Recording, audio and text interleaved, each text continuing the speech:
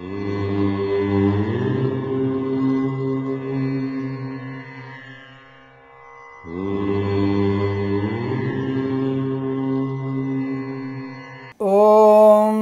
శ్రీ గురుభ్యో నమః. హరి ఓం. ధనదాయ నమస్తుభ్యం నిధి పద్మాదిపాయ చ ధనధాన్య సమృద్ధిం మే కురునాథ మహేశ్వర. అందరికీ నమస్కారం. ఈ మధ్య అందరూ కూడా అడిగే ప్రశ్న ఒకటే: ఉద్యోగము, ధనము, విదేశీయానము, వివాహము, సత్సంతానం, ఆరోగ్యం. అందరికీ ప్రతి మనిషికి ఇవే కావాలి. పంచసూత్రాల్లాగా ఈ షట్సూత్రాలు కావాలి అందరికి కూడా. అంతే కదా గురుగారు, ధనం ఉంటే అన్ని రకాలన్నీ ఉంటాయి, గౌరవం ఉంటుంది, అన్నీ ఉంటాయి. కానీ ఎవరు కూడా పుణ్యాన్ని కోరుకోవడం లేదు. సరే, ఆ విషయాన్ని వదిలిపెట్టండి. పుణ్యఫలాన్ని పెంపొందించుకోవాలంటే దానము, జపము తప్ప ఇంకొక మార్గం లేదు. ఇప్పుడు నేను ఇంతకు చెప్పిన శ్లోకం: ధనదాయ నమస్తుభ్యం నిధి పద్మాధిపాయ చ ధనధాన్య సమృద్ధిం మే కురునాథ మహేశ్వర. ఈ మంత్రాన్ని నిరంతరం కూడా జపం చేయడం వల్ల అనుకూలమైన ధనప్రాప్తి కలుగుతుంది. మంత్రాలు చదివితే చింతకాయలు రాలుతాయా గురుగారు? ఎస్, మంత్రాలు చదివితే చింతకాయలు రాలుతాయి. అటువంటి మంత్రశక్తి ఉంది మన దగ్గర. కానీ చేసేటువంటి పరిక్రమణ అంటే మనం చేసేటువంటి ఒక మనస్ఫూర్తి చేసేటువంటి ప్రయోజనకరమైనటువంటి మంత్రోచ్చారణ ఎక్కడుంది? నమ్మకం లేదు. చేసాం, 10,000 ఉన్నాయి జపం చేయించాం, 50,000 ఉన్నాయి జపం చేయించాం.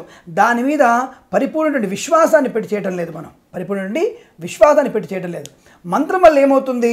మనలో చైతన్యమైనటువంటి ప్రయోజనం పెరుగుతుంది. మంత్రాలు కింద రాలుతాయంటే మనం చేసేటువంటి పనిలో ఎప్పుడైతే పరిపక్వత ఉంటుందో, ఎప్పుడైతే పరిపూర్ణత ఉంటుందో, ఎప్పుడైతే దాని మీద కాన్సన్ట్రేషన్ బలంగా ఉంటుందో అప్పుడు ఆ మంత్రం పనిచేస్తుంది.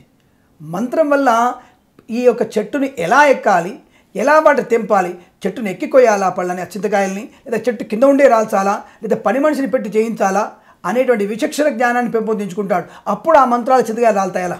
ఇది నేను జోక్గా చెప్పట్లా. మంత్రానికి తపశ్శక్తికి మించిన ప్రయోజనకరమైన కొట్టలేదు. ఇది అద్భుతమైన ప్రక్రియ. ఇది అయితే ఇక్కడ ఏం చెప్పొచ్చేది, ఇప్పుడు మనకి ఈ మంత్రాన్ని నిరంతరం పారాయణ చేయడం. అలాగే మీరు నమ్మశక్యంగా లేదు, రోజు కూడా మనము తినేటువంటి పదార్థాన్ని ఒక ముద్దని కాకికి పెట్టండి. ప్రతిరోజు కూడా ఒక ముద్దని కాకికి పెట్టండి. దానివల్ల అద్భుతమైనటువంటి పుణ్యప్రాప్తి కలుగుతుంది. మన యొక్క గతించినటువంటి మన పెద్దవారి యొక్క ఆశీస్సులు అందుకుంటాం. దానివల్లనే మనకి ధనప్రాప్తి కూడా పొందుకునేటువంటి అవకాశం ఉంటుంది. కాకికి పిడిచపెట్టడం వల్ల, ఒక కాకికి పిడిచపెట్టడం వల్ల.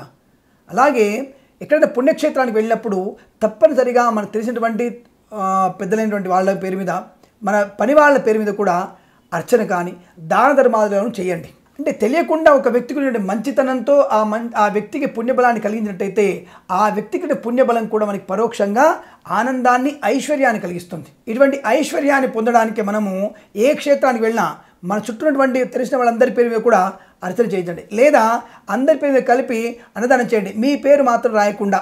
అటువంటి క్రియలు చేయండి. దానివల్ల తప్పకుండా మీకు ఆనందాది స్థిరమైనటువంటి ధనయోగాలు కలిగే అవకాశం ఉంటుంది. ఇక స్థిరమైనటువంటి దరిద్రము నుంచి బయటపడాలి, స్థిరమైనటువంటి లక్ష్మీప్రదం కలగడానికి ఏం చేయాలి గురువుగారు?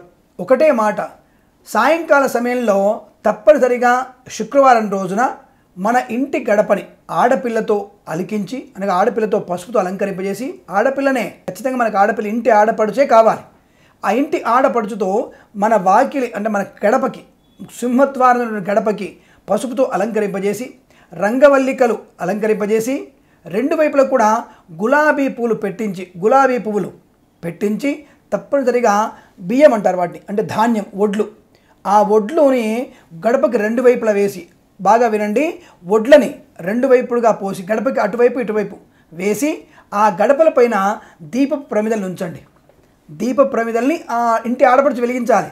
దీపము ఇంటి గుమ్మం వైపు తిరిగి ఉండాలి. ఇక్కడ దీపము ఇంటి గుమ్మం లోపలికి, అంటే ఇంటి లోపలికి దీపం చూస్తున్నట్టు ఉండాలి.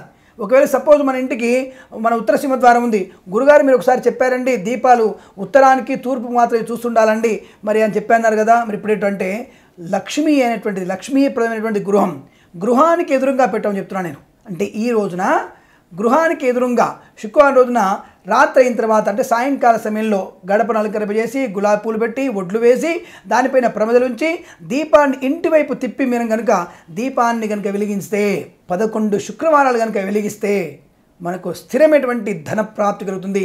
ఆడపిల్లకు ఉన్నటువంటి ఒక అద్భుత శక్తి అది, ఇంటి ఆడపడుచుకునేటువంటి అద్భుత శక్తి. మరి గురుగారు నాకు ఆడపడుచు లేదండి, ఎలా చేయాలి? మీ కూతురుతో చేయించండి. స్వామి కూతురులోకి లేదండి, ఎలా చేయాలి? భార్య సర్వదేవతా తిష్టంతి. భార్య అనేది తల్లితో సమానం, కూతురుతో సమానం, సోదరితో సమానం. కాబట్టి మూడో పర్యాయంలో భార్య కూడా పెట్టవచ్చు, అంటే ఇంటి ఇళ్ళ వేల్పు కూడా పెట్టవచ్చును. అలా 11 వారాలు చేస్తే అద్భుతమైనటువంటి స్థిర ధనయోగము, స్థిరంగా ఉన్నటువంటి దరిద్ర దేవత కూడా పారిపోయేటువంటి అవకాశం ఉంటుంది. కాబట్టి ఇటువంటి ప్రయత్నాన్ని చేయండి. అఖండమైనటువంటి లక్ష్మీ ప్రదాన్ని తప్పకుండా పొందుతారని ఆశిస్తూ సర్వే జన సుఖినో భవంతు.